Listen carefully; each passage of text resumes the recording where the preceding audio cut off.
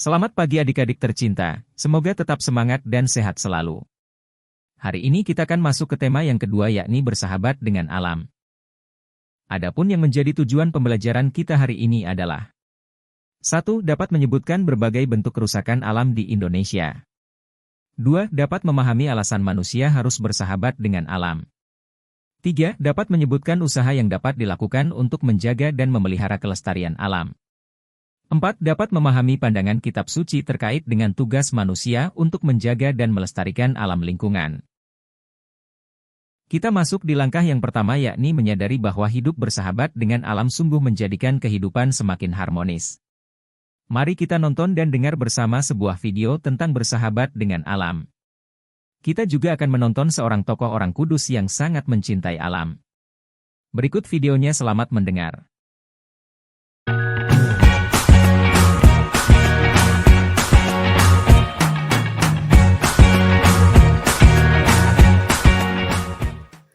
Pada 9 Maret 2016 pukul 00.30, terjadi longsor dari atas tebing. Longsor merusak sebagian bangunan Hotel Klub Bali di Kota Bunga, Cianjur, Jawa Barat. Akibatnya beberapa tamu yang sedang tidur tertimbun bangunan hotel. Hanya satu anak yang selamat dari timbunan bangunan. Sedangkan korban lainnya tidak dapat diselamatkan.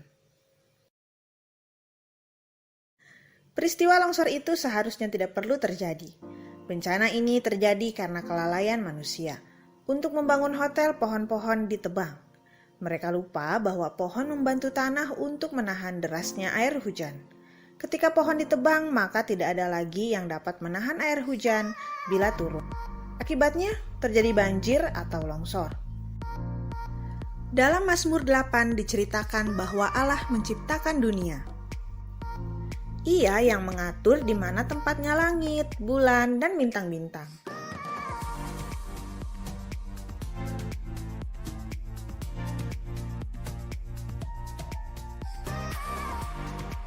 Ia juga menciptakan hewan dan tumbuhan.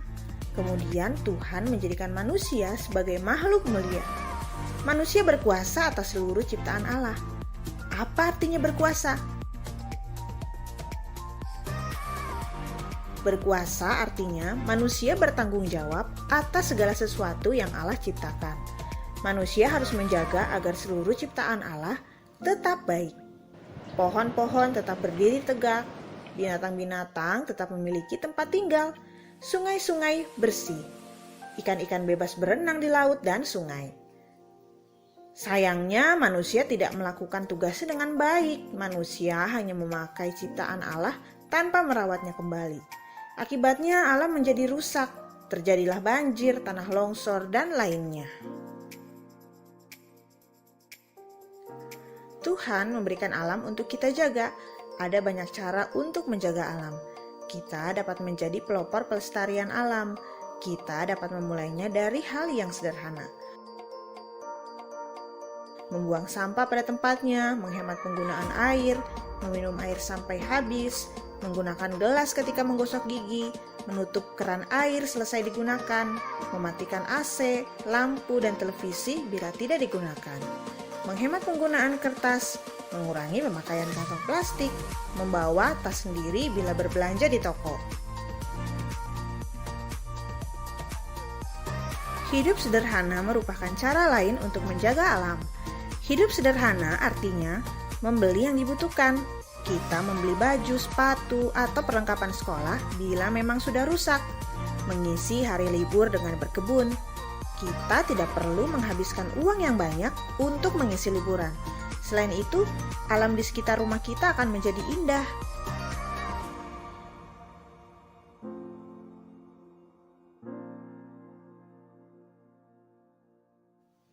Manusia mempunyai tanggung jawab untuk memelihara alam. Dengan kuasa yang Allah berikan, kita bisa memanfaatkan alam ciptaan Allah. Namun, kita juga tidak boleh hanya menggunakan saja. Kita juga harus bertanggung jawab atas alam. Kita harus menjaganya agar alam tetap indah. Bila keadaan alam baik, kehidupan semua makhluk juga akan baik. Mari bersahabat dengan alam.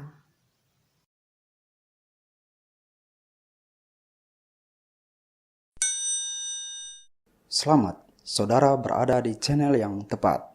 GPIC OFM Indonesia YouTube channel membahas secara khusus isu-isu sosial dan ekologi.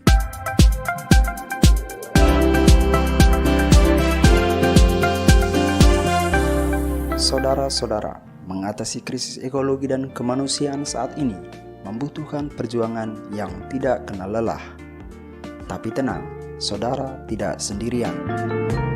Dari antara orang kudus Gereja Katolik, ada seorang pelindung yang menginspirasi, menuntun, dan mendoakan saudara-saudara.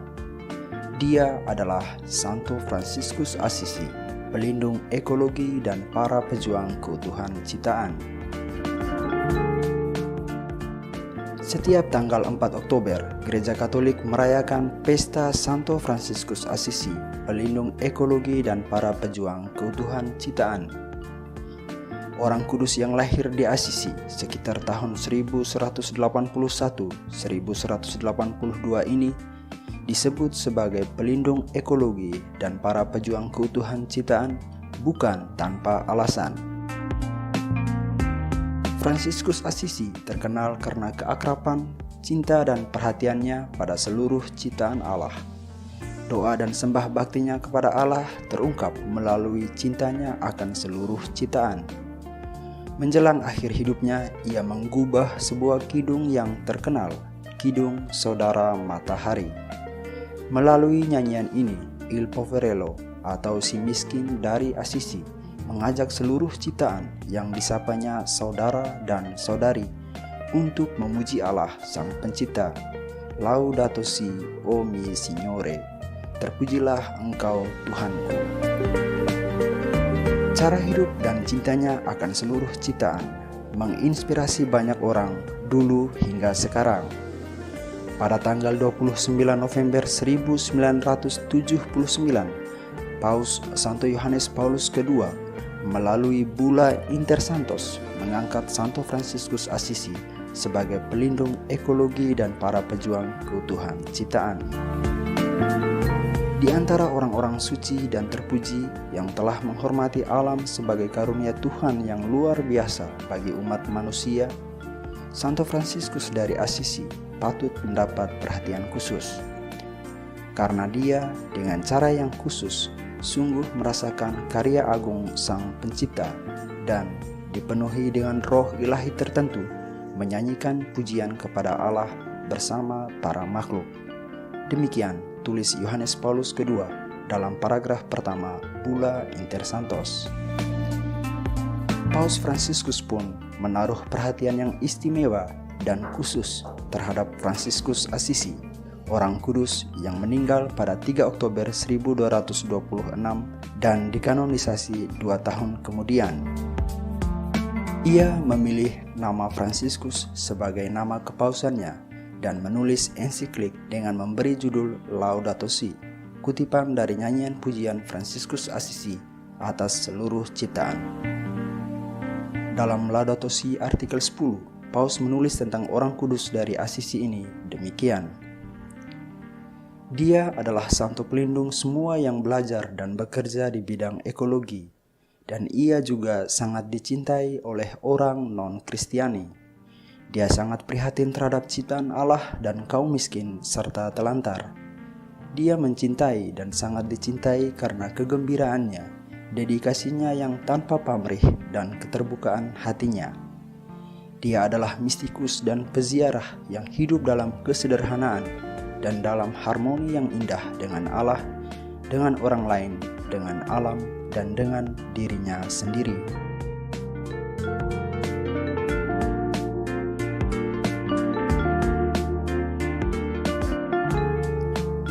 Fransiskus Assisi hidup 8 abad yang lalu, namun kata-kata dan tindakannya sungguh bergema pada zaman ini. Pelindung ekologi dan para pejuang keutuhan ciptaan ini memanggil kita untuk menumbuhkan kesadaran ekologis yang memungkinkan kita untuk melihat dengan jelas, menilai dengan benar, dan bertindak secara etis dalam merawat bumi rumah kita bersama yang tengah dilanda krisis ini. Pertobatan Fransiskus Assisi, yakni memilih hidup dalam kesederhanaan dan dalam harmoni persaudaraan, bersama ciptaan yang lain adalah model bagi pertobatan ekologis kita. Si miskin dari Asisi telah menunjukkan bahwa pertobatan semacam itu bukanlah paksaan, melainkan sebuah kebutuhan sehari-hari dan cara hidup yang kelak akan mengubah wajah masa depan dunia menjadi lebih baik dan sehat. Santo Fransiskus Asisi adalah pelindung ekologi dan para pejuang keutuhan ciptaan, dan Anda salah satu pejuang itu. Selamat, Pace e Bene.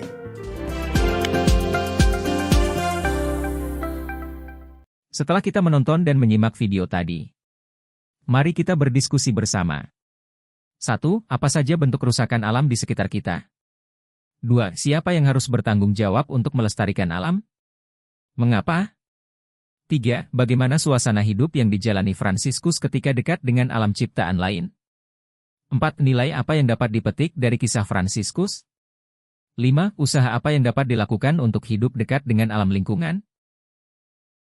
Ada beberapa hal yang perlu kita dalami bersama setelah kita berdiskusi, yakni 1. Dalam kehidupan kita sehari-hari, kita kenal ada 3 bentuk pencemaran, yaitu pencemaran udara, pencemaran tanah, dan pencemaran air.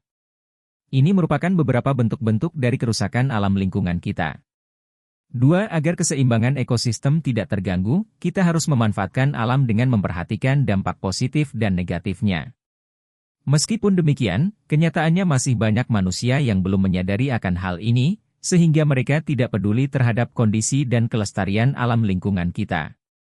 3. Keharmonisan hubungan antara alam dengan manusia dapat terjalin dengan baik jika dalam diri manusia ada kehendak yang baik untuk berusaha memanfaatkan dan mengelola serta memelihara alam dengan bijak sesuai dengan kehendak Allah. Hal ini seharusnya dapat dilakukan jika manusia menyadari akan peran dan tugasnya sebagai citra Allah. Hal inilah yang dijalankan dan dicontohkan oleh Fransiskus. Kita masuk di bagian kedua, yakni belajar dari kitab suci tentang tugas untuk memelihara dan melestarikan alam lingkungan.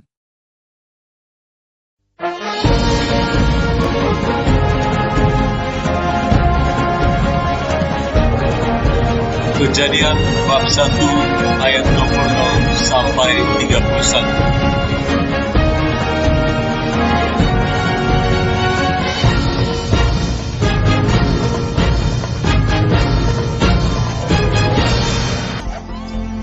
Berfirmanlah Allah, baiklah kita menjadikan manusia menurut gambar dan rupa kita, supaya mereka berkuasa atas ikan-ikan di laut dan burung-burung di udara, dan atas ternak, dan atas seluruh bumi, dan atas segala binatang melata yang merayap di bumi.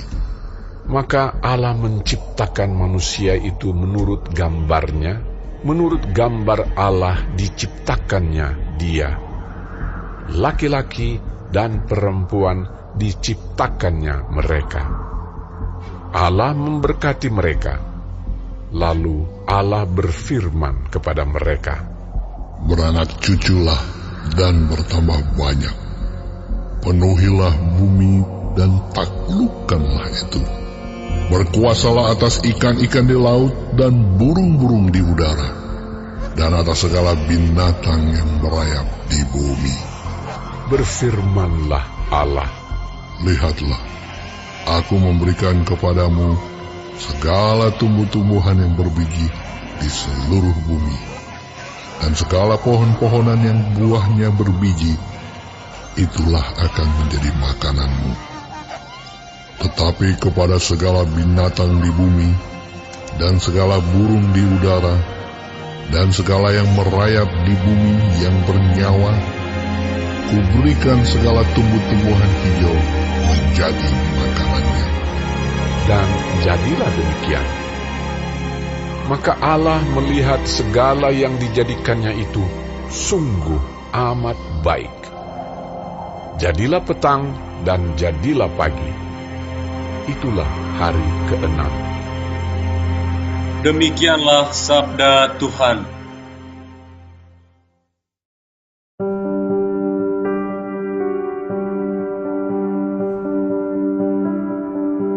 Setelah kita mendengarkan bacaan kitab suci, mari kita dalami bersama pesan Tuhan yang telah kita dengarkan bersama. 1. Apa tugas manusia terhadap alam berdasarkan bacaan kitab suci? 2. Tindakan apa saja yang dapat kalian lakukan untuk mewujudkan tugas tersebut dalam kehidupan sehari-hari? 3. Buatlah moto dalam kelompok yang bertema, persahabatan dengan alam. Adik-adik sekalian, dalam kitab Kejadian khususnya dalam Kej 1, 26, 31, manusia dipanggil oleh Allah untuk senantiasa memperhatikan alam, lingkungannya. Allah memberikan kekuasaan kepada manusia untuk menguasai alam dengan mengolah, mempergunakan, dan melestarikan alam ciptaan ini. Adapun usaha-usaha yang dapat kita lakukan, misalnya 1. Memanfaatkan transportasi umum, hemat listrik hingga hidup seadanya, sederhana, yang tidak konsumtif. 2. Mengurangi penggunaan mobil dengan naik sepeda, jalan kaki, atau dengan bus. 3. Komposting merupakan cara untuk membuang sampah dapur. Cara itu sehat untuk tanah dan sedikit sampah yang akan masuk ke lokasi penimbunan. 4. Mematikan keran air bila sedang menyikat gigi atau sudah tidak dipakai. 5. Menempatkan sampah pada tempatnya, bukan dibuang di sungai ataupun di tempat-tempat yang dapat menyebabkan banjir, dan sebagainya. Adik-adik sekalian, pelajaran kita hari ini sudah selesai. Sekarang kita siap untuk masuk dalam sesi refleksi. Semoga kita tetap semangat belajar, sehingga dapat meraih seluruh harapan dan cita-cita kita. Tuhan memberkati.